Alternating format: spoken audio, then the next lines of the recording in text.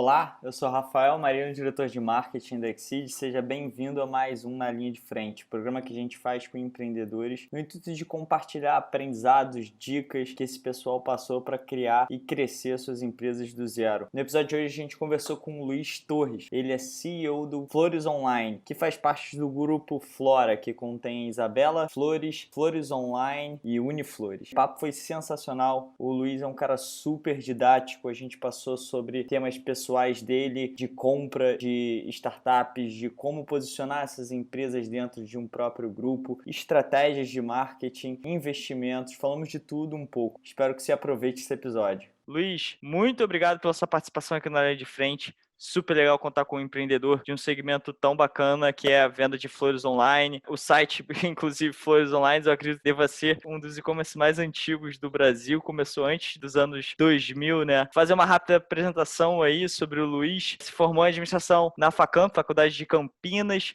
Depois fez um mestrado em administração em Barcelona, já passou por grandes empresas como a Harvard Business Review, trabalhou lá na Espanha na Deloitte, que é uma das grandes consultorias, e acabou voltando e fundando a Isabela Flores em 2007, e em 2017 acabou assumindo aí como CEO do Flores Online, que hoje faz parte do grupo Flora, que contém as empresas Isabela Flores, Uniflores e Flores Online, todos aí do segmento de flores e venda na internet. Luiz, muito obrigado aí pela sua participação novamente, cara. Conta um pouquinho aí sobre você, sobre a sua história, como é que foi essa entrada no Flores Online em 2017. Bom, obrigado, Rafael, pela oportunidade de contar a nossa história. A ideia de montar um e-commerce de flores veio quando eu estava fazendo esse mestrado em Barcelona. Na verdade, não era um mestrado, era um MBA, né? Mas lá eles chamam de maestria, né? E aí eu tive que mandar flores aqui para o Brasil e as floriculturas ainda não estavam preparadas para receber o pagamento, né? E pegar o pedido e enviar esse pedido no mesmo dia, né?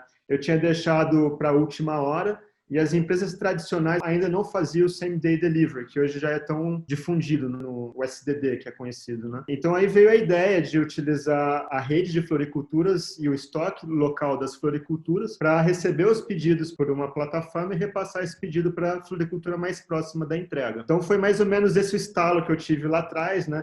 Ainda não existia empresas como o Airbnb. Eu lembro que eu fui fazer um mochilão pela Europa naquele momento. Não existia o Airbnb. Existiam algumas empresas já que faziam essa conexão entre hostels pela Europa, mas ainda não existia o conceito muito bem firmado de marketplace e modelo de plataforma. A gente já nasceu como um dos precursores desse modelo de plataforma no segmento de venda de flores e presentes online. E a Flores Online, que é a marca que a gente comprou em 2017, que você mencionou, ela tinha um modelo antigo de centro de distribuição, né? Então eles pegavam o pedido pelo site e aí dentro do CD deles eles confeccionavam os arranjos e enviavam os arranjos via correio. Colocava o arranjo dentro de uma caixa e enviava via correio. Então essa era a diferença fundamental. A gente não tinha toque de flores, a gente nunca teve contato com flores até então, né? A gente era uma empresa realmente de tecnologia, né? E o meu background assim pessoal também era de tecnologia pela família e tudo mais. Então foi mais ou menos isso que aconteceu. Em 2007, então, eu fundei a Isabela, assim que eu voltei de Barcelona, né? Fiz o business plan. E aí botei para rodar, cara. Foi mais ou menos assim mesmo que aconteceu. Sem ter aquele negócio de, começar do jeito que dá, né? Fantástico. Isso é mais uma história que a gente vê. Acho que a gente até veio isso em outros episódios. Existem basicamente duas grandes situações que o empreendedor acaba criando a empresa, ou passando por uma situação pessoal, foi o seu caso, ou então, de fato, olhando para o mercado e tentando identificar uma oportunidade para criar. Agora, uma curiosidade. Aqui no programa também a gente já conversou, acho que a grande maioria dos empreendedores fizeram curso no exterior, fizeram um MBA no exterior. Muitas vezes a ideia vem de lá, talvez pela questão do foco em empreendedorismo, por estar em outro país, talvez mais desenvolvido, vendo coisas ali, serviços que estão mais à frente que o Brasil. A gente sabe, é muito atrasado em relação a serviços e tal, principalmente em termos de tecnologia. O que você pode me dizer em termos dessa experiência que você teve? Você teve uma experiência de ensino, você fez o seu MBA, seu mestrado na Universidade de Barcelona e também trabalhou na Deloitte lá no exterior. Como é que você acha que isso moldou você como empreendedor e te preparou para vir para cá, para o Brasil e abrir um negócio? Uma coisa que aconteceu comigo lá atrás, Rafael, agora agora que você foi descrevendo todo esse processo, eu fui lembrando do que aconteceu comigo, né? Uma coisa que eu percebi naquele momento é como a Europa estava super integrada, entendeu? Então ali, por exemplo, a gente saía com os amigos nas Ramblas, que é aquela avenida conhecida em Barcelona, tem muita festa e tudo mais. Ali, cara, a gente encontrava gente de tudo quanto é lugar, entendeu? Então tinha essa mobilidade entre a Espanha e o resto da Europa, entendeu? E o resto do mundo também, tinha gente do mundo todo ali, né? Mas a Europa principalmente. Então a gente tinha contato ali com alemães, com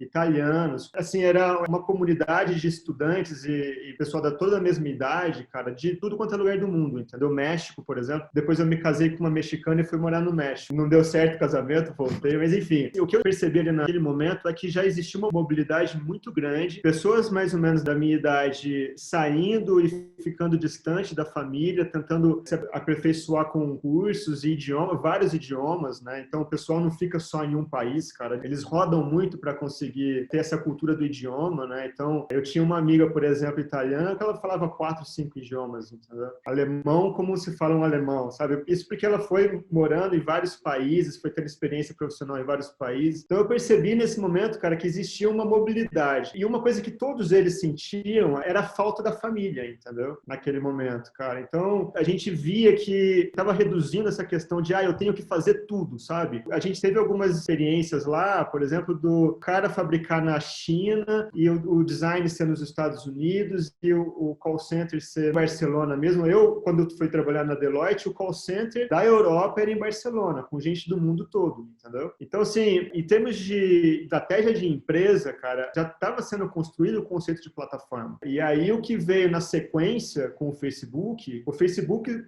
bombou quando eu estava lá fazendo o mestrado. Eu fui impactado lá com os meus colegas da universidade, né? Então, o que veio na sequência foi muito mais trazer isso que estava acontecendo para o mundo online. E aí esse conceito de integração de vários players se conectando dentro de um único local, foi ali que isso aconteceu, cara. Muito legal. Coincidentemente, também tive a oportunidade de fazer um mestrado em Barcelona também. E também Foi? fui também. Eu fiz, eu não Que sei se você legal. conhece, EADA, da Business School. Sim, sim. Uma E excelente escola, por sinal, né? super excelente.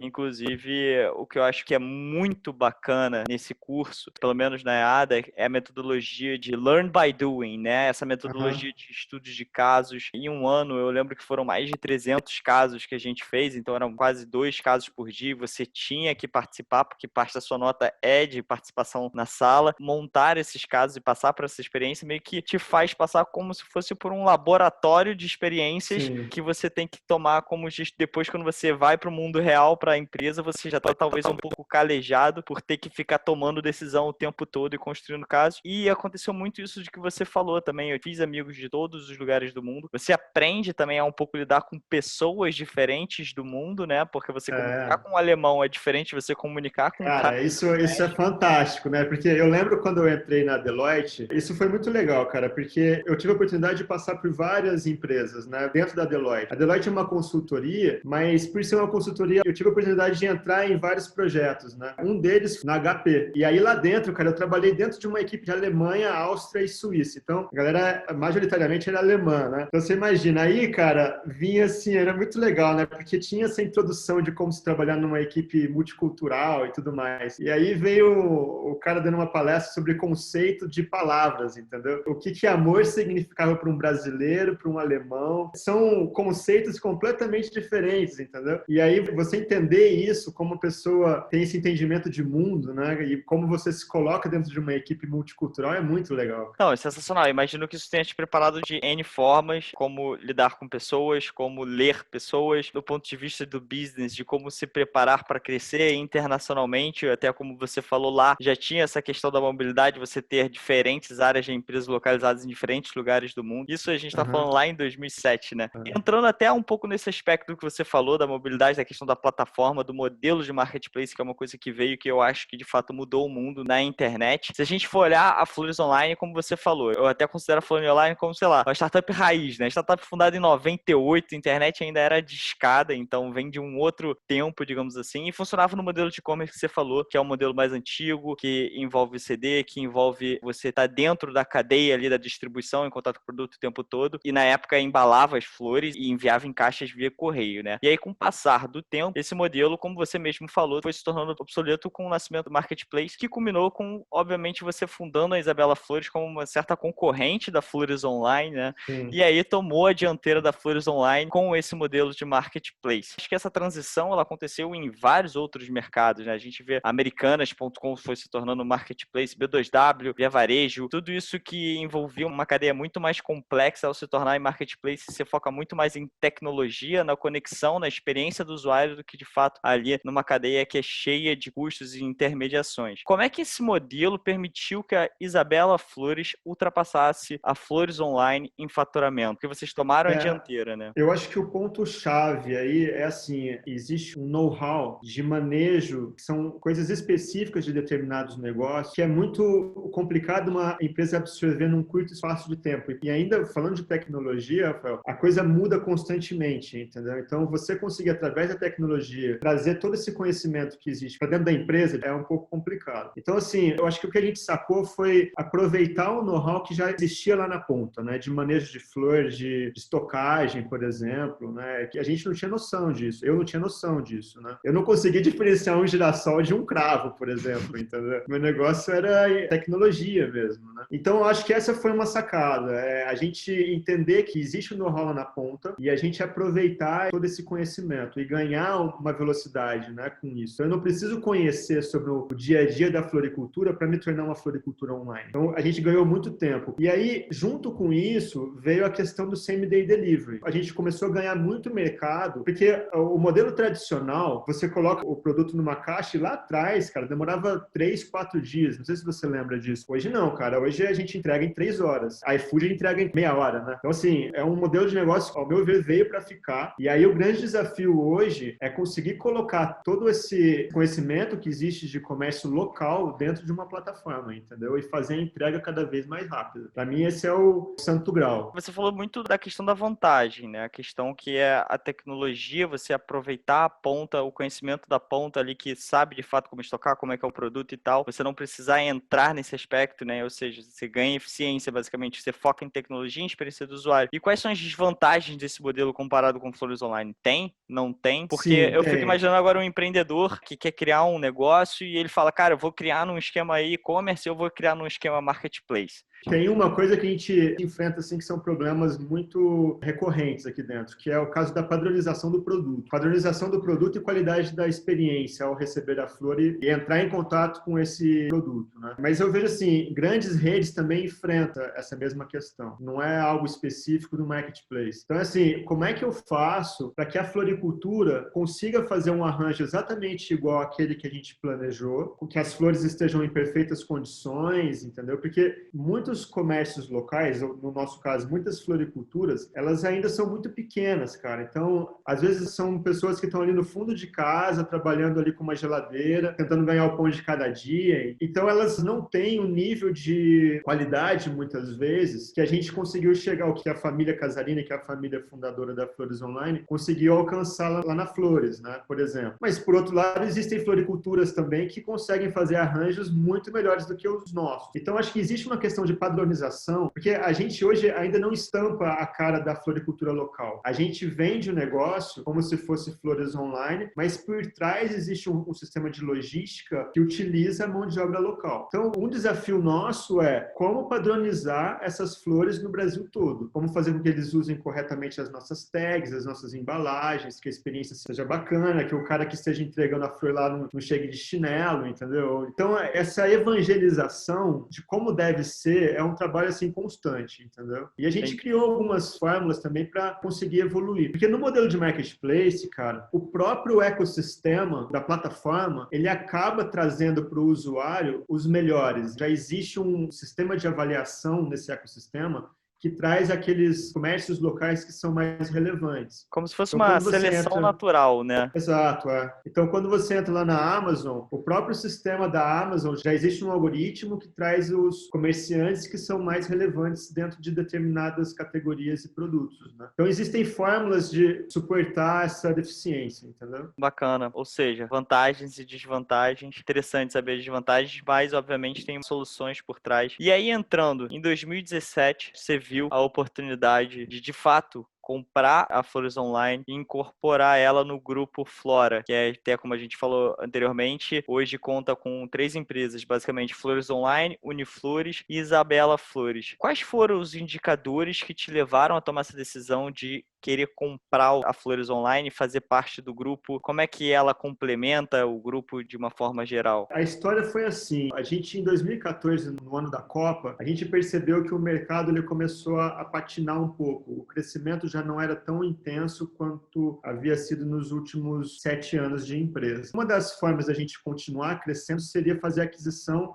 de outros players que também participavam como a gente, mas que a gente percebia que já estava sofrendo um pouco com essa desaceleração da economia. A primeira que a gente percebeu foi a Uniflores. O fato que levou a essa desaceleração foram diferentes da Uniflores e no caso da Flores Online. Mas a gente percebeu essa questão lá na Uniflores e a gente fez uma aproximação com o Douglas, que é um dos fundadores da Uniflores. E aí o que a gente fez foi assumir a operação deles. Então, com a Uniflores não foi uma experiência de compra. A gente simplesmente assumiu a operação, muito parecido com os modelos que eu via na Europa, né, com a Deloitte. A Deloitte tem muito isso de assumir uma operação de uma empresa, né? A gente assumiu essa operação da Uniflores e aí a empresa continua sendo do Douglas, mas a gente tem uma participação remunerada no processo, entendeu? E aí, quando a gente teve essa experiência de conseguir assumir e colocar dentro da nossa casa a operação, a gente ficou um pouco mais confiante de dar um passo maior na compra da Flores Online. Aí sim foi uma compra. A gente comprou a parte da família fundadora. Basicamente isso. E aí, no caso da Flores Online, já era uma empresa um pouco mais parruda, né? Era uma empresa mais encorpada. Para você ter uma ideia, em 2014, a Flores Online chegou a faturar 24 milhões. E aí, até 2017, que foi quando a gente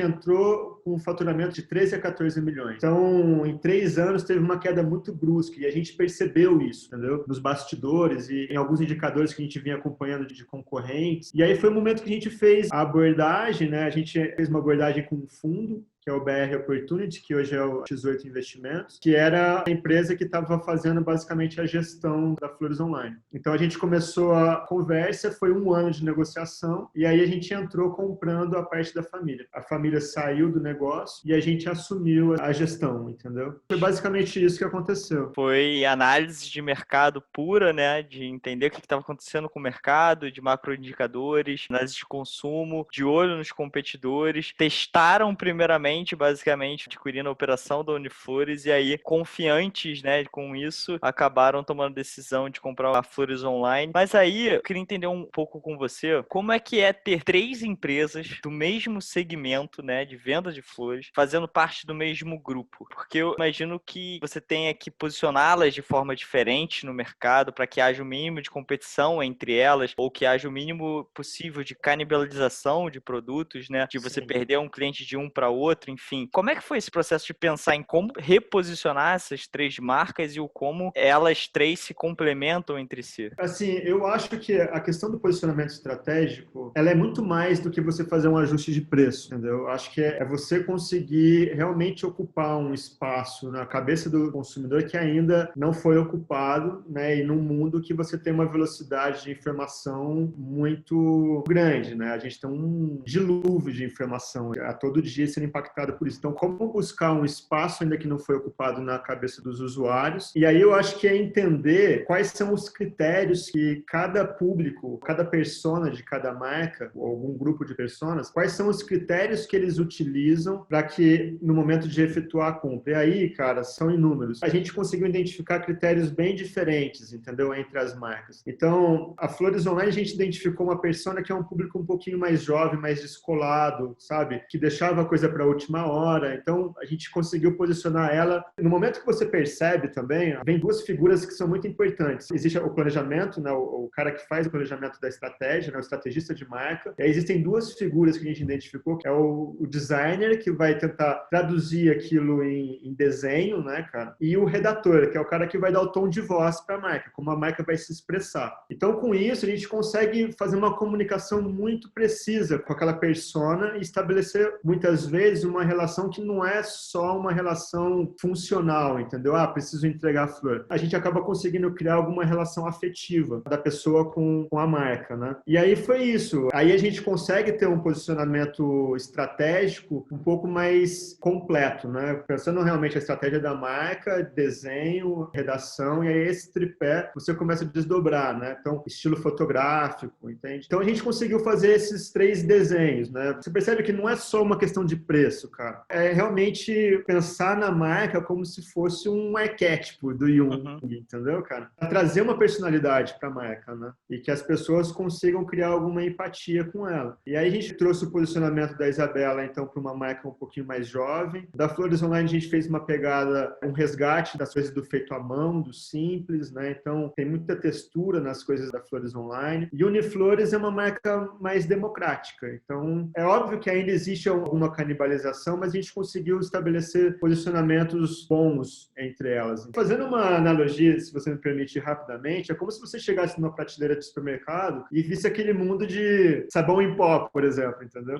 E aí você tem aqueles seus preferidos, né? Então ali não é só preço, ali tá preço, posicionamento de gôndola, comunicação da embalagem. Isso me lembra uma frase que alguém disse, não sei quem foi, cara, eu vou ficar devendo de quem que eu escutei isso. Que se você não se posicionar, você vai ser posicionado pelo mercado, né? E esse posicionamento é extremamente importante, como você falou, a criação de uma persona para uma marca, ela é extremamente importante, não somente se você for parte de um grupo e você tem que de fato trabalhar isso ali mais na unha, mesmo que você seja uma marca só, você tem que ter uma responsabilidade com essa persona, né? Entender basicamente a forma ele conversa, o arquétipo que ele tem, enfim, entrando um pouquinho mais a fundo nisso. Imagino que empresas diferentes, com personas diferentes, focadas em públicos diferentes, como é que é o fator cultural? Como dividir as 3 empresas e manter nelas culturas diferentes ou não? Você fazendo parte de um grupo, acaba que você pertence à cultura do grupo, e se isso tem vantagens e desvantagens, pelo menos de tudo que eu já vivi e já li, eu acredito que cultura, ponto mais forte de uma empresa, é o que faz com que uma empresa aí sobreviva durante décadas. Eu acho que é o fator fundamental. E aí você tem um grupo e você tem 3 empresas no mesmo segmento, elas não são nem de segmentos diferentes, mas como é que você faz essa gestão da cultura organizacional entre elas? Cara, esse é um tema muito legal de cultura organizacional, porque a cultura organizacional, ao meu ver, ela se dá por um sistema de crenças, cara, que você vai conseguindo formar ao longo dos anos. Você não consegue criar uma cultura organizacional em um mês. Então, quando você compra uma empresa, já existe uma cultura que, quando a gente chegou dentro da Flores Online, teve um choque violento, né? A gente vinha com uma agressividade muito forte, entende, pro negócio. E a gente chegou num ambiente onde as meninas que estavam construindo o arranjo, elas precisavam ter um momento de delicadeza, de reflexão, sabe? Não é um negócio que você vai montar uma linha de produção e vamos arrebentar, vamos aumentar a produtividade. Cara, não é isso, entende? A gente, como nunca tinha tido contato com esse mundo da confecção da flor, a gente teve esse primeiro choque. Então, algumas coisas a gente levou para lá, que eu acho que são coisas muito legais, essa agressividade, sabe, de busca de resultado, de metas, de todo ano fazer um planejamento, todas as pessoas ter muito bem definidas quais são suas metas, quais são, né, de quanto em quanto tempo, como elas vão ser remuneradas com isso, coisa que a Flores Online não tinha. Mas, por outro lado, quando a gente chegou, cara, me parece que a gente conseguiu colocar nisso um olhar um pouco mais humano, entendeu? Eu acho que essa junção, ela foi super saudável. O momento da junção, ela não é tão simples, cara, porque acontece uma explosão, porque você tem um choque, a gente daqui querendo colocar um tipo de pensamento, de lá para cá também, mas passada essa fase, Rafael, acho que existe um ganho, cara, de complementariedade. Eu acho que a coisa ela evolui. Aqueles que não se adaptam um ao outro, eles acabam saindo. Você mantém pessoas que têm essa aproximação, sabe? E acaba se criando um novo bicho, cara, um novo ser, entendeu? Eu vejo muita empresa com essa visão orgânica, sabe? De ser vivo, entendeu? Eu gosto muito dessa maneira de pensar em empresa. E uma dúvida, se eu entro hoje na empresa Flores Online e eu entro na empresa Isabela Flores, eu vejo diferença? Eu acho que ainda sim, porque a gente manteve 2 escritórios. Então, a gente teve o escritório aqui de São João, que a gente está aqui no interior de São Paulo, e tem o pessoal lá da Flores Online. Às vezes, quando a gente vai lá, a gente sente, sabe, que não é a mesma coisa, cara. Mas a gente percebe que está mais próximo, entendeu? Não é aquele exagero de pensamento. Então, é você trazer, criar um pensamento estratégico, e aí alimentando esse sistema de crença que a gente tinha aqui, entendendo quais são as crenças que vêm de lá para cá que são boas, que a gente pode incorporar, né? Então, assim, quando a gente vai para lá, a gente sente, às vezes a gente traz o pessoal para cá também, eu percebo que eles sentem a diferença, mas como a gente trabalha muito junto, a gente tem que se relacionar, acaba sendo um negócio permeável, entendeu? Não existe uma barreira. Eu acho que essa transição acaba sendo benéfica para a empresa. Não é um processo rápido e tão simples. E às vezes, cara, quando você tenta impor um pensamento, muitas vezes eu cheguei querendo impor, sabe? Sem entender que aquilo não é só uma questão pessoal, é uma questão de crença entre indivíduos que estão ali. E aí, cara, na hora que você tenta impor uma crença sua,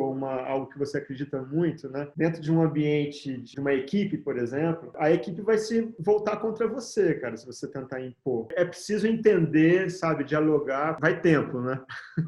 Fico curioso ainda nesse ponto. Como você falou, radicais de ambos os lados saem. Mas você precisa, ao comprar uma empresa, ao instalar uma nova cultura, você precisa dar uma repaginada nisso, né? E aí, você quer impor uma cultura, essa cultura que não está sendo aceita, você tem que esperar para tomar decisões, você espera um pouco as pessoas tentarem absorver, ou você tira logo as pessoas que você acha que não estão de acordo com uma nova cultura que você quer implementar. Como é que se dá isso ali na gestão de fato, no dia a No dia? dia a dia é assim, as áreas que estão críticas, que precisam ser corrigidas o mais rápido possível, é corte seco, entendeu? Não dá para ficar esperando até que a pessoa absorva aquilo. Então, muitas coisas que a gente sabia que precisava de uma força, de meta, de agressividade, de muito empreendedorismo, a gente fechou lá e trouxe para cá, porque isso eu sabia que a gente tinha aqui. Mas, cara, coisas de sensibilidade, de entendimento, de uma visão mais orgânica, sabe, cara, que eu achava que era importante manter, isso a gente manteve. Então, foi uma análise assim de coisas muito críticas. E aí é muito delicado, né? Porque você tá com uma equipe lá funcionando, e enquanto eu não tiro uma operação da equipe, como é que você faz essa transição? Não dá para tirar da noite pro dia. E as pessoas estão lá trabalhando, angustiadas, cara, querendo saber o que vai acontecer da empresa, né? É um trabalho que exige muito diálogo, entendeu? As questões críticas que a gente sabia que se a gente não acertasse aquilo, a empresa morreria, a gente foi muito forte. E a gente tirou o mais rápido possível. E aí, aquelas pessoas que estavam ali, a gente tentou adaptar em outras áreas. Os que não conseguiram se adaptar, a gente acabou excluindo da operação. Ou seja, acho que o aprendizado é que não é nem um pouco simples, é difícil, vai bater cabeça, mas acho que é como você falou, entender os pontos críticos e agir de forma seca e rápida em cima disso, porque no final das contas, quem vai sofrer os impactos é a empresa, e você tem que fazer o que você tem que fazer para a empresa continuar Exato. crescendo. É isso. Complementar uma coisinha bem rápida, cara, que eu acho que é importante. Pensando no organismo, o organismo que tem vantagem, né, pensando em Darwin e tudo mais, não é o mais forte, né, como se diz, é aquele que consegue se adaptar mais rápido. Então, eu acho que encontrar quais são os pontos críticos, né, que levam a empresa a ter algum risco de sobrevivência, fazer uma adaptação rápida é o que vai fazer com que a empresa sobreviva. Existe uma discussão. O papel da empresa é gerar lucro? É gerar lucro, mas eu acho que existe um negócio por trás disso, porque ela não pode gerar lucro não por si só. O lucro Acima de tudo, né? Acima de tudo, exatamente, cara. Quando você tem um pensamento dessa forma, você acaba abrindo mão de outras coisas importantes. Existem momentos que você tem que reduzir o lucro, pensando na sobrevivência da empresa, entendeu? Eu acho que o pensamento correto, que é o que eu gosto, é assim, a empresa, ela precisa sobreviver. O papel de um organismo vivo é sobreviver, se adaptar o mais rápido possível ao ambiente, entendeu? O lucro é extremamente importante, a gente tem que estar super atento. É o nosso oxigênio, é o alimento, entendeu? O que está por trás de tudo isso é manter a empresa viva. Excelente analogia. E aí, compraram a Flores Online e refizeram toda a questão de site, de experiência do consumidor, do marketing. Como é que esses três fatores, repaginar o site, a experiência do consumidor e a questão da estratégia de marketing, como é que eles impulsionaram e fizeram com que a Flores Online retomasse o seu crescimento? O que a gente identificou assim que a gente entrou na Flores Online foi um erro de redução de investimento estratégico. A gente segue aquela cartilhinha de custo estratégico, custo não estratégico, tempo estratégico, tempo não estratégico. Então a gente percebeu que ao invés deles cortarem, quando começou a ter a desaceleração da economia, ao invés deles cortarem custos não estratégicos, é todo aquele custo que não contribui com vendas. E custo estratégico é todo custo que contribui de alguma forma, direta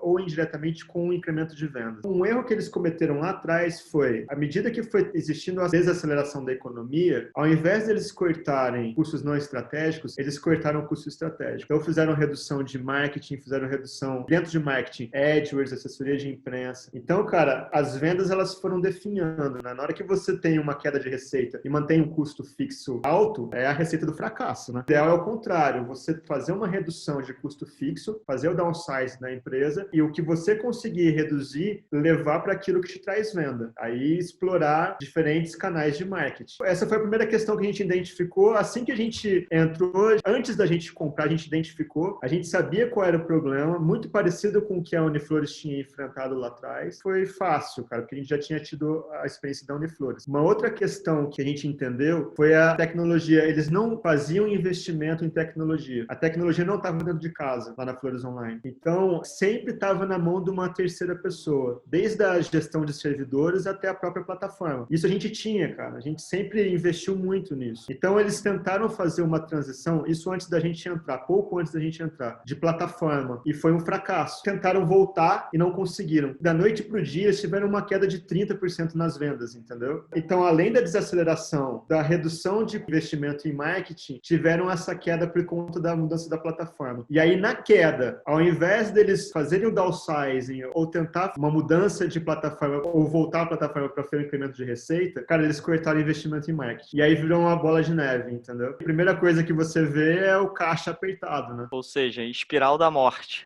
Com a espiral da morte. Exatamente. Que baita aula que você deu agora. Só para evoluir um pouquinho o raciocínio, a gente gosta muito daquilo de optar por alguns canais e apostar nele até estressar esse canal, até a gente conseguir realmente ter algum retorno. A gente não sai tirando para tudo quanto é lado, a gente gosta muito de focar, né? Eu ia entrar até nesse ponto também, que surgiu essa curiosidade que você acabou de falar, focar em determinados canais. Canais aqui, para quem está escutando a gente, o Luiz está se referindo a canais de marketing, canal de distribuição, em termos de como atingir novos clientes, fazer aquisição de clientes, enfim. Existem várias estratégias sobre isso. Existe uma corrente que aposta, por exemplo, como o Bullseye Framework, Bullseye, cara. Que é conhecido, que você atira para todos os, sei lá, mais de 20 canais e vê qual que vai dando certo. Existe uma corrente um pouco mais do tipo, cara, encontrou o canal que dá certo, foca nele, estressa ele, enfim, não é a questão de trabalhar o máximo de canais possíveis, mas trabalhar o melhor canal possível. Bullseye é assim, é o que a gente gosta. Ele tem, sei lá, 15, 20 canais, desde blog, assessoria de imprensa, AdWords, SEO, enfim. Ao mesmo tempo que você vai fazendo desenvolvimento de produto, ou de plataforma, ou desenvolvimento de tecnologia, você tem que ir experimentando esses canais. Aquele que deu certo, você se aprofunda nele e estressa esse canal. Na hora que ele estiver estressado, você vai para o segundo, e aí você estressa. É basicamente isso, cara, que a gente costuma fazer aqui dentro. E isso, cara, a gente entra em discussões muito grandes em reuniões de conselho, né? Porque a gente aposta nessa estratégia desde que eu fundei a empresa, entendeu? No nosso caso aqui é AdWords, SEO e assessoria de imprensa. E o Jim, lá nos Estados Unidos, que é o dono da 1-800, e o Carlos Miranda, muitas vezes eles trazem, não, vamos provar outra coisa. E a gente gosta muito, sabe, daquilo que a gente faz. A gente acha ainda que tem muito que melhorar. Ano passado, pra você ter uma ideia, a gente investiu até em jogo do Brasil, cara, tentando encontrar alguns canais diferentes. Mas o que deu resultado pra gente até agora foi AdWords. E uma sacada, cara, que eu acho que vale a pena compartilhar com o pessoal que está escutando a gente, para aqueles que estão já fazendo AdWords e conhecem um pouco a ferramenta, uma sacada que a gente teve, cara, que eu acho que é fundamental, é a configuração da campanha de AdWords pro ROI, cara. Não sei se quão profundo a gente vai entrar nesse tema, mas eu acho que é legal abordar. Quando a gente entrou na Flores Online, eles apostaram no incremento de ROI. E na hora que você joga isso em em AdWords, como é um leilão, ele tem um efeito inverso, entendeu? Do ponto de vista do Google, um ROI alto significa que você é pouco competitivo. Quanto menor é o ROI que você está exigindo do Google, significa que mais competitivo você é no segmento, comparado aos outros players, entendeu? Então, mais alto seria o lance que o Google daria. A gente entendeu que existe aí uma gama que vai de um ROI bastante alto até chegar a um ROI zero, entendeu? Qual é o ROI ótimo? Cara, isso foi o pulo do gato. Existe um cálculo da época de faculdade, você deve ter visto isso, de correlação. A cada X que eu diminuo no meu ROI, ou aumento no meu ROI, quanto que isso vai me trazer de incremento em receita? A gente, como já tinha um histórico muito grande da Flores Online, a gente conseguiu fazer essa correlação, uma análise de quanto deveria ser o nosso ROI para que eu consiga maximizar o meu lucro, entendeu, cara? Com isso, a gente conseguiu ter esse incremento também. Existem várias formas, qual o objetivo que você quer dessas campanhas, né? O Google AdWords, acho que hoje em dia de negócios digitais talvez seja um dos mais utilizados, sem dúvida, acho que é um canal aí fundamental para uma empresa ter, e o como você vai performar bem é o como você tem pessoas especializadas naquele canal. Eu me lembro que no Hotel Urbano a gente tinha uma equipe só para Google, onde a gente tinha consultoria direta com o Google, a gente aumentava ou diminuía o ROI de acordo de como estava indo a demanda, como estava indo as buscas, então isso era um trabalho meio que diário, fazer esses ajustes, né? A gente inclusive também usava o ROI, só para esclarecer para quem não está familiarizado, é o retorno do investimento, né? É o quanto você vai voltar de lucro com base naquilo que você investiu, e aí você faz aí uma divisão e você tem basicamente o quanto você tem de retorno sobre o seu investimento. E o que a gente aprende na faculdade é quanto maior o retorno, melhor. Só Sim. que na hora que você aplica isso para um sistema de leilão, ele não é verdadeiro. O Google está perguntando para você no sistema de leilão quão competitivo você é. Qual é o mínimo que você poderia ter nesse ROI para que eu possa trabalhar para você? Isso. E aí, quanto mais você paga, mais ele te dá exposição, porém... Menor é a minha lucratividade, mas eu tenho um incremento de receita, né? A gente também usava bastante, eu usava muito um indicador que era receita menos investimento, justamente com o ROI, porque aí você conseguia ver em números absolutos, de fato, o quanto aquele ROI estava te trazendo. E você falou, às vezes, um ROI maior me trazia uma receita muito menor. Então, a gente utilizava esses dois indicadores juntos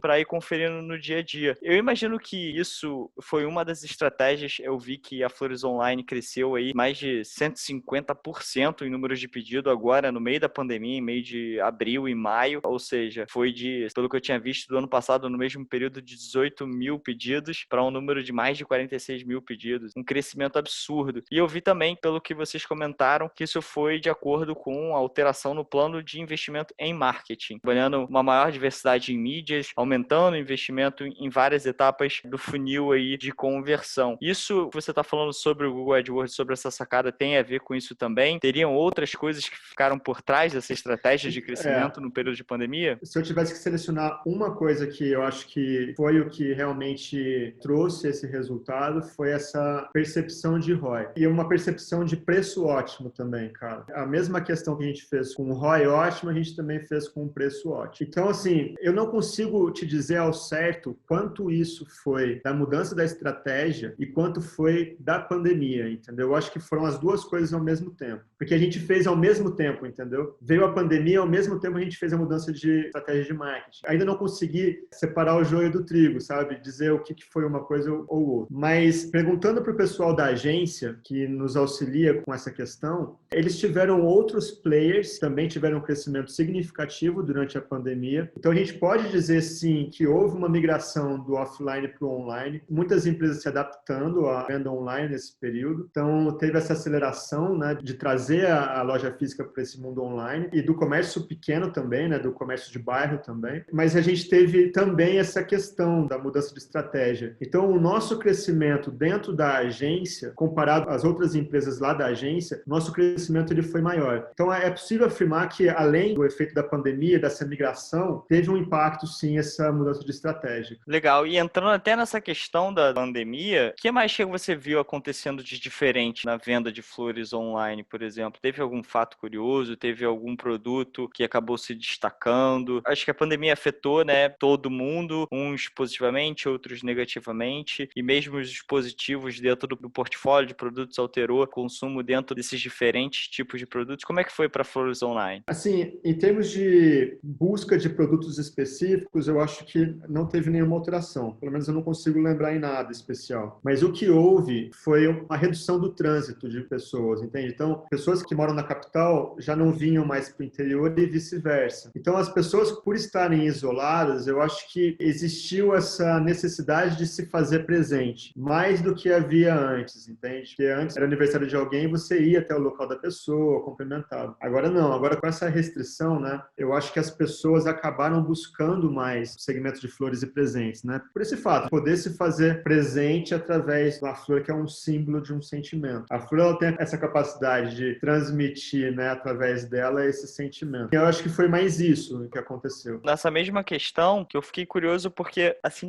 também conversando com o Eduardo Bayer, que é o fundador da Dog Hero, e ele falou que vê um movimento muito grande de adoção de cachorros, por exemplo, porque, como você falou, as pessoas estão em casa, então as pessoas ficam mais carentes. A flor, no caso, como você falou, é um símbolo de presença, então tanto contato com as pessoas, eu utilizo a flor para me fazer presente através daquele símbolo. Mas agora sim que está abrindo um pouco mais a flexibilização, as coisas voltando um pouquinho mais, aí o mercado abrindo, enfim. Você já notou alguma diferença nisso, por exemplo? Porque acho que muitas empresas surfaram essa onda de alguma forma positivamente, por mais que surfar a onda seja ruim, né, teoricamente, mas de uma certa forma a Covid impulsionou positivamente o Sim. negócio. Só que para muitos isso não vai ser, né, eterno. Isso aí certamente é uma onda que depois com certeza vai diminuir. Você acha que isso vai acontecer numa Flores Online ou não? A gente não está percebendo essa desaceleração. Pelo contrário, quando a gente faz um year over year, ele está aumentando, entendeu? Então, a gente percebe que houve aceleração do crescimento e, além dessa aceleração, a gente está conseguindo manter aquele percentual que a gente vinha de crescimento. Então, assim, no nosso caso especificamente, até o momento a gente não sentiu uma desaceleração. De repente, algum hábito que veio para ficar, eu não consigo te dizer com clareza ainda. E acho que uma das maiores iniciativas que vocês tomaram, né, nos últimos tempos foi agora, no meio da pandemia, que vocês acabaram de lançar a Jingo, que é uma plataforma que permite que pequenos empreendedores lojistas aí afetados pela crise do coronavírus continuem vendendo através de delivery. A empresa busca ajudar aí supermercados, restaurantes, farmácias, açougues, lojas de produtos artesanais a, de fato, migrar do offline para o online. Uns dados interessantes aqui que eu peguei, que eu vi, é que 42% das empresas brasileiras, as vendas online representam somente até 10% do faturamento. E somente desses, né, somente 22% tira de 10% a 30% do faturamento da internet. Na outra ponta, só 20%, ou então, se a gente quiser ser mais claro, 2 a cada 10 empresas conseguem obter um online mais da metade da receita. Eu vi aqui no começo da semana que está rolando o evento de educação financeira da XP e eu vi que até o Tony Blair falou, meio apocalíptico, opiniões dele, mas ele falou sobre a questão das lojas brick and mortar, né, as lojas físicas que terão seu faturamento cada vez menor se comparado com as vendas digitais que vão cada vez crescer mais. Isso a gente viu que o Covid acelerou de uma forma incrível, né? Por que a decisão de criar uma empresa que nada tem a ver com flores, de criar essa empresa agora? Foi basicamente de olho nessa oportunidade da aceleração digital? Como é que ela complementa a estratégia do grupo como um todo? A primeira parte da questão, eu não acredito que a gente vai ter um falecimento do mundo físico, entendeu? A gente pode entrar numa discussão mais filosófica, assim, de longuíssimo prazo, sabe? Daquelas loucuras de Matrix, né? Que a gente, no futuro, vai viver completamente imerso nesse mundo online, né, cara? Que a gente não vai conseguir distinguir o que é realidade e o que é online, né? Com a vinda dessas novas tecnologias, enfim. Acho que isso pode acontecer, mas eu acho que está muito mais no campo filosófico, né? Existem muitos filósofos americanos do Vale do Silício que falam sobre esse assunto. Não é algo tão rápido, eu acho que isso vai acontecer. Então, o mundo físico, ele vai continuar existindo por um bom tempo. Então, dito isso, cara, eu acho que existe uma tendência de uma complementariedade entre o mundo físico e o mundo online. Então, a gente vê aplicativos como o Waze, por exemplo, que tiram o melhor do online e resolvem questões práticas do mundo físico e vice-versa, entende? A experiência do mundo físico ainda, ela não consegue ser inteiramente transferida ao mundo online. Eu não tenho percepções de cheiro, dos 5 sentidos, como estou de tato, né? Eu não consigo chegar no produto e sentir a textura do produto, pelo menos ainda não, né? Fala-se Então, muito sobre essas lojas cada vez mais focarem na questão da experiência, justamente pela profundidade que tem, né? Exato. Então eu acredito muito nessa direção, sabe, Rafael, que as lojas físicas, elas vão complementar o mundo online e vice-versa. Então a experiência, ela é muito mais rica no mundo físico. O mundo online tem a praticidade, praticidade, tem a conveniência,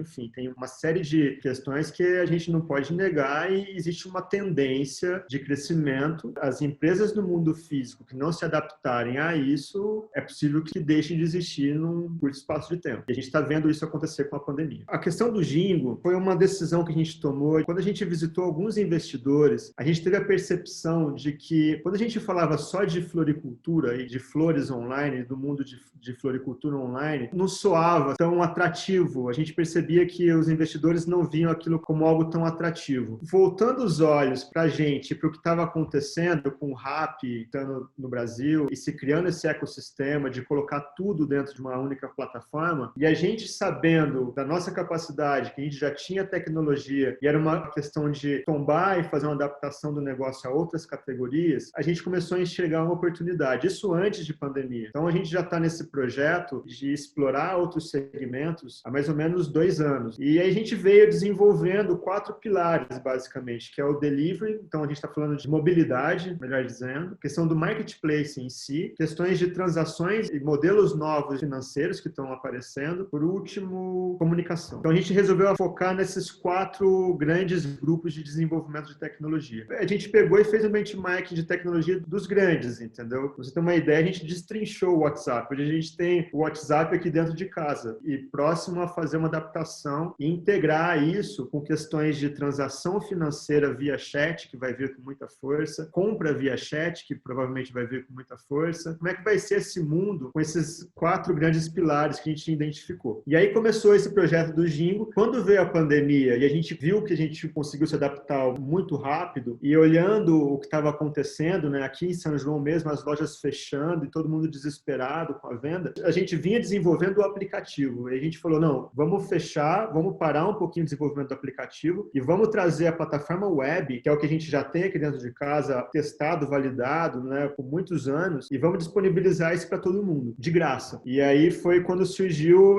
assim, muito legal falar isso, cara, porque o pessoal do fundo da X8 Investimentos tem uma questão de impacto social no DNA, cara, muito forte, entendeu? Então, na hora que a gente apresentou a ideia também para o fundo, foi muito bacana, porque eles apoiaram 100% a iniciativa, sabe? De levar a plataforma também de graça. Assim, não é uma questão só de altruísmo. Eu acho que as empresas, elas têm que ter uma parcela de responsabilidade nesse processo. Não dá para a gente ver o capitalismo e tampar os olhos para todos os efeitos colaterais que o modelo traz, entende? Então, as empresas, como agentes desse modelo, elas têm que observar o impacto que elas têm no ambiente onde elas estão integradas, cara. Senão é a morte da própria empresa. Voltando às teorias orgânicas da administração, é o ser vivo que acaba com o meio ambiente e se destrói, né? O vírus. Exato. A empresa, cara, e aí olhando um pouco do lado do empreendedor, ele tem que ter essa consciência, ele tem que entender que a empresa está inserida dentro de um ambiente que tem um impacto violento nesse ambiente e a gente tem que fazer a nossa parte. É um pouco essa visão. E aí, trazendo, né, cara, essa questão de marketing, né, cara, era o momento, vamos lançar o produto, então não é só fazer a questão altruísta. A gente também tem uma visão capitalista de negócio, de mercado, sabe? Era o momento da gente lançar, a gente achava que ia ter uma adesão significativa de estabelecimentos locais, como teve, entendeu? E aí os problemas, eles se desenvolvem, né? Porque, beleza, tá todo mundo agora dentro da plataforma, mas os caras não conseguem vender, entendeu? Não tem a tecnologia. Então, acho que a gente entender qual é o momento também deles. O Jingo vinha, a gente estava entendendo, era algo inevitável, a gente teria que fazer a adaptação da empresa a essa direção. A gente estava analisando os players, WhatsApp, Instagram, Rappi, iFood, a gente estava vendo o que estava acontecendo. Então, a adaptação, ela tinha que acontecer. O nome Jingo, ele foi muito bem pensado, porque precisava ser um nome que eu conseguisse entrar em todas as categorias. Uma questão da Flores Online é essa, eu não consigo entrar em entrega de produtos farmacêuticos, por exemplo. Jingo não, cara. Jingo já consegue navegar em diferentes categorias, né? Então, assim, é um pouco isso, cara. A questão do time to market, né? De entender que era um momento, sim, importante, que a gente conseguiria aproveitar o momento para conseguir novos usuários, mas também entender que,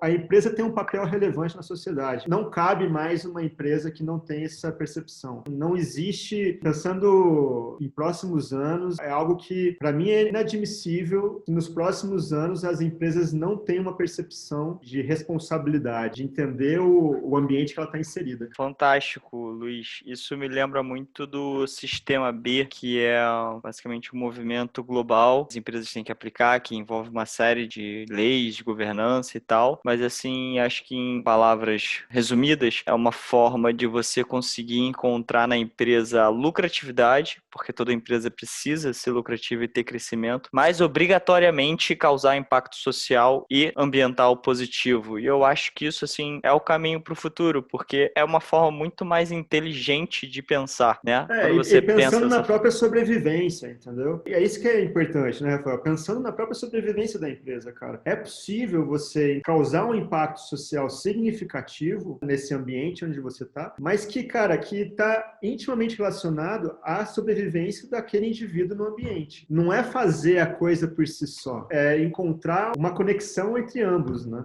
Cara, é que nem você pensar numa pessoa, né? Se você vê que uma pessoa só vive por causa de dinheiro, você acha aquela pessoa que não é um bom exemplo, não é admirável. Agora você encontra aquela pessoa que, porra, conseguiu se dar bem na vida, que faz trabalho social, que faz trabalho focado no ambiente, que faz um trabalho legal e é influente em sua comunidade, você vê ela com outros olhos, né? Eu acho que essa é basicamente a analogia entre a empresa e o ser humano e como as empresas, inclusive, estão guiando um pouco mais para o lado humano. Todas as empresas hoje em dia, elas estão extremamente mais humanas do que antigamente. Eu acho que isso faz total sentido o que você falou, eu concordo com você, eu também espero que isso se torne inadmissível em poucos anos, porque eu acho que todo mundo vai ganhar. O planeta ganha, as pessoas ganham, a comunidade ganha, a empresa ganha. Então é uma forma que eu acho que é muito mais inteligente se pensar em fazer negócio, mais difícil, muito mais desafiadora, mas muito mais benéfica em todos os sentidos. Agora, Luiz, entrando um pouco nessa questão que você falou de fundos de investimento, como a Jingo tem uma participação ali estratégica nessa questão para os fundos. Eu vi que a Flores Online começou em 98 e aí ela recebeu um aporte 14 anos depois, em 2012, da BR Opportunities, que mudou de nome agora, e da empresa 1800 Flowers, que é como se fosse uma Flores Online, mas com uma presença global muito maior, enfim. E depois, em 2017, foi adquirida por vocês pelo grupo Flora. E de lá para cá não houve mais uma nova captação. Por que isso? A empresa não precisou, a empresa já é rentável, tem a ver com a aquisição do grupo. Por que essa questão de somente um investimento, um aporte e não ser necessário outros? Como eu te falei, o ano passado a gente começou a ter algumas reuniões com possíveis investidores para sentir como era, porque eu não tive a experiência de captação. Até agora não tive essa experiência, porque o fundo ele é remanescente daquele investimento de 2012, né? Então, a operação nossa de compra da família foi uma operação de cash out, né? O dinheiro não ficou na empresa. A gente não fez rodada de investimento alguma ainda. Então, a gente fez essa primeira conversa com alguns investidores, sentiu que o negócio de flores não era tão atrativo. Alguns outros grandes grupos que vieram conversar com a gente também enxergavam flores de uma forma interessante, mas queriam expandir também para presentes, que achavam que presentes, numa ideia mais ampla de presentes, poderia ser um mercado mais interessante. Mas, enfim, eu acho que a grande questão, Rafael, do ponto de vista do empreendedor, a gente sempre tem que fazer a seguinte pergunta para si: esse dinheiro, ele é importante nesse momento? Porque, cara, na hora que você traz o dinheiro para dentro da empresa, você vai ser diluído, cara, de alguma forma. O que o empreendedor tem, no fundo, são as ações da empresa, né, cara? É a vida, é o trabalho dele, né? Então, essa análise de quanto que eu vou trazer para dentro de casa, não é só o dinheiro por si só. O investidor vai querer acompanhar os resultados, se realmente é necessário o dinheiro, se o empreendedor ele está querendo trazer o dinheiro para dentro de casa. Então, essa é uma reflexão que acompanha a gente o tempo todo, sabe? Se a gente realmente precisa do recurso. Não é o dinheiro por si só, para dizer no jornal que a gente fez uma captação de, sei lá, de 20 milhões, 40 milhões. Eu acho que esse é o primeiro ponto. Ter um projeto muito bem definido e aí ter o dinheiro já,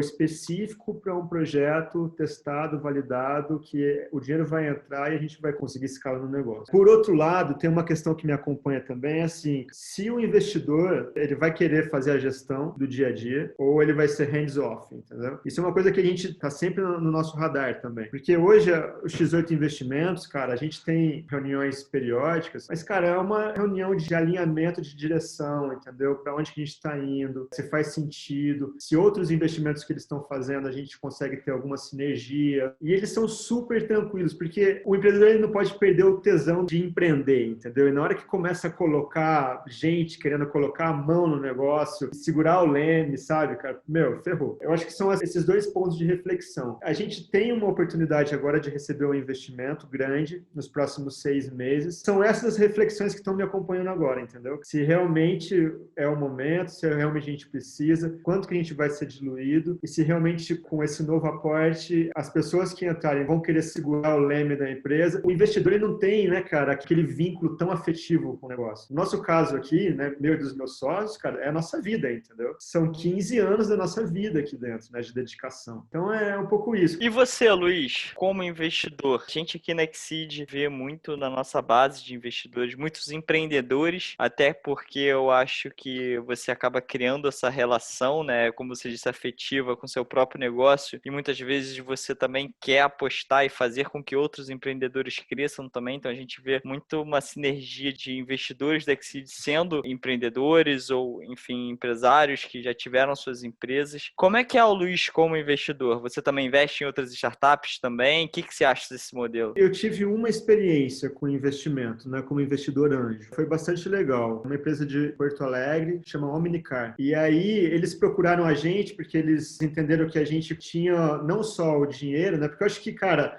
muitas vezes não é só a grana, entendeu, cara? É quanto também que as pessoas que você vai trazer para dentro do negócio conseguem apertar de know-how, né? Porque existe essa curva do aprendizado. Então, quanto antes você conseguir superar essa curva, melhor, né? Então, o João começou a conversar com a gente, ele entendeu naquele momento que a gente tinha algum conhecimento a aportar o negócio dele, e o modelo dele é muito parecido com o nosso em termos de plataforma de negócio. Então, o que ele faz é o mesmo que o Airbnb faz, só que com carros. Então, é a pessoa que tem 2 carros e quer colocar o carro para alugar. E aí ele tem um aplicativo que na hora que você coloca o local onde você está, traz os carros, com um raio específico, né? E aí tem o preço e ele cobra uma comissãozinha por cada aluguel que ele consegue na plataforma. É super legal, né, cara? Tem essa questão da economia colaborativa também. A primeira experiência que a gente teve, a gente entrou como investimento anjo, acho que a gente fez uma parte de 200 mil. Aí eles vieram para cá também. Isso antes da pandemia, né? Montaram uma estação de trabalho aqui, ficou integrado ao nosso ecossistema, sabe? A gente tem designer, tem pessoal de marketing, as agências, né? Então foi legal também porque aí a gente conversava muito, né, sobre a experiência nas nossas empresas, com as nossas marcas, né? E aí com isso eles conseguiram acelerar também o negócio deles, né? Além do aporte financeiro. E assim, é legal. E a gente também está aberto a fazer investimentos novos. Eu acho que tem que ter alguma sinergia com o nosso negócio, entendeu? Isso é um ponto que a gente costuma falar muito nas nossas comunicações, né? O como essa sinergia ajuda na hora do investimento. O investimento em startup não é um modelo para todo mundo, é um modelo que é muito interessante em termos de retornos possíveis financeiros que você pode ter, mas você tem que saber diversificar. E acho que diversificação é a palavra do momento. Inclusive, foi o tema principal de abertura lá do evento da XP, da Expert. O Rei Dalio também falando sobre a diversificação em ativos não correlacionados. Então, assim, a gente está entrando numa etapa em que o brasileiro está tendo que aprender a investir, juros recordes de baixo, não dá mais para sobreviver com renda fixa, com juros altos como a gente vinha fazendo. Então, acho que o modelo da startup ele é interessante, porém você tem que saber como aplicar. A gente gosta de falar, por exemplo, sobre a diversificação 2 vezes, né? De você diversificar tanto na startup quanto nos tipos diferentes de startup, não ficar preso só a uma. E acho que isso vai ter também um impacto muito positivo. Quanto mais pessoas investirem e verem esse modelo como uma alternativa de investimento, mas a gente pode ajudar na retomada da economia. Pequenas e médias empresas representam aí mais de 50% dos empregos formais, então acho que é um modelo super interessante. Fica até o convite, já que você está aberto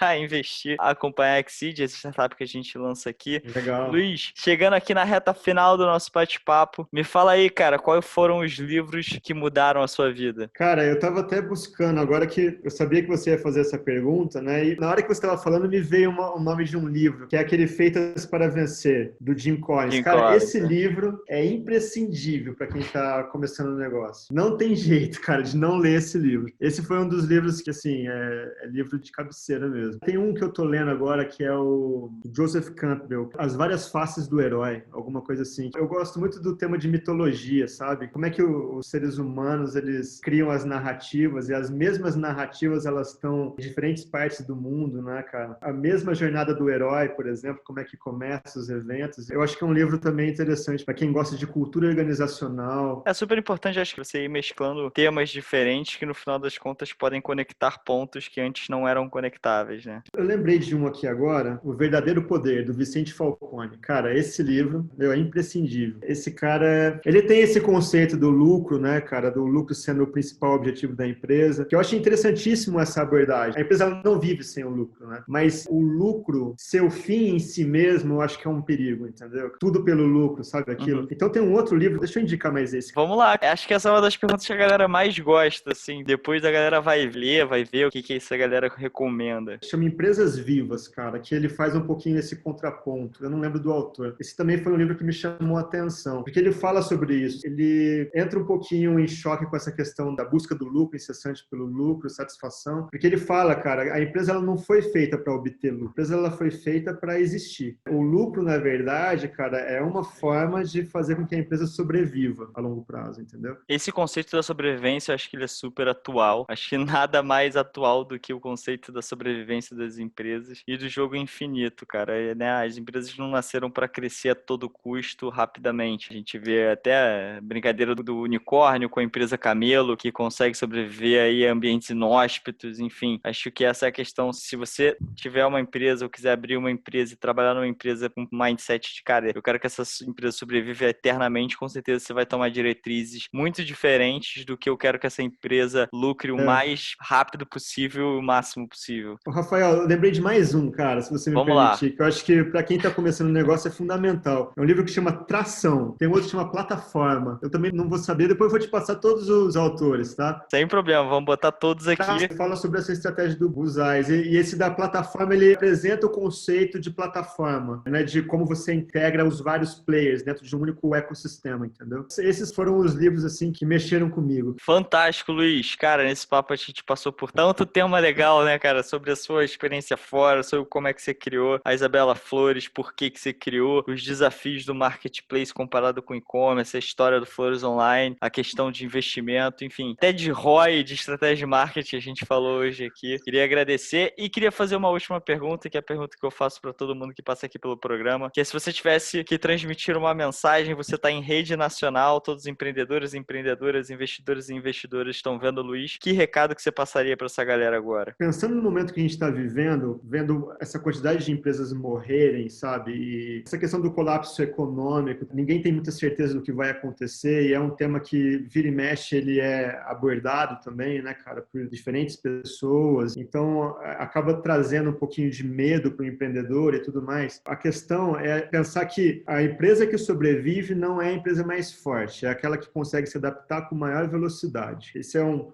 ponto que eu acho que todo empreendedor tem que ter em mente, entendeu? Num momento como esse, a gente tem que ter calma e raciocinar, porque no momento de tensão, cara, a gente acaba deixando com que o medo sobreponha muitas vezes o raciocínio, né? E pensar logicamente no negócio. Então, acho que em momentos como esse, o correto é ter tranquilidade e pensar em formas de se adaptar, sabe? E o mais rápido possível. E lembrar sempre, cara, que nos momentos de crise, que é quando você tem as melhores oportunidades, que é onde está todo mundo em pânico. Eu acho que aí é a hora de deixar que a veia empreendedora aflorar, né? E usar um pouco essa sensibilidade ao risco, sabe? Para assumir alguns riscos. Não existe empreendedor sem assumir riscos, né? Você ter um pouquinho de sede ao risco, né? Calcular o risco com muita racionalidade, entendeu? Se adaptar o mais rápido possível ao ambiente. Acho que é isso. Adapte-se ou morra. Luiz, muito obrigado. Baita aula pra gente. Obrigado, Rafael. Sensacional o nosso papo. Muito obrigado. Espero que a gente vá mantendo contato. Foi incrível ter sua participação aqui em mais um episódio nosso do Na Linha de Frente. Obrigado. Tchau, tchau, Luiz. Muito obrigado por ter assistido mais um episódio do Na Linha de Frente. Muito legal poder contar com a sua audiência. Não esquece de clicar para seguir o canal e ficar atento aos próximos episódios. Como sempre, a gente vai botar todos os materiais bem aqui na descrição do vídeo para você ficar ligado nos livros que esses empreendedores leem e mudam a vida deles. Te espero no próximo episódio.